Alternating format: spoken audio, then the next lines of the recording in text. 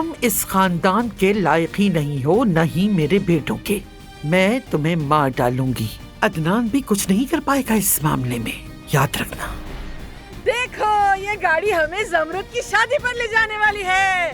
ये गाड़ी किसकी है और यहाँ क्यों खड़ी है? ये गाड़ी हमारी स्पोर्ट्स कार है। हम ये सब कैसे चुकाएंगे?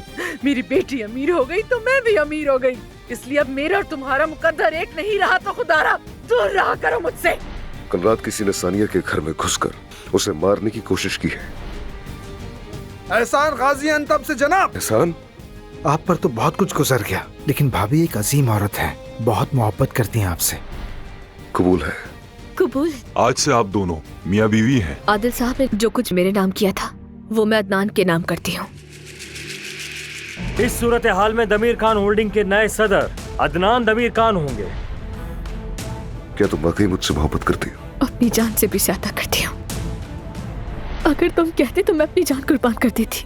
एक इशारा करते तो उस खंजर को अपने जिस्म में घोंप लेती। नामुमकिन है ये। तुमने सिर्फ मेरी जिंदगी बर्बाद करने के लिए अदनान से शादी की। आदिल अच्छा था। अदनान अच्छा है तो अब्बास बुरा क्यों है?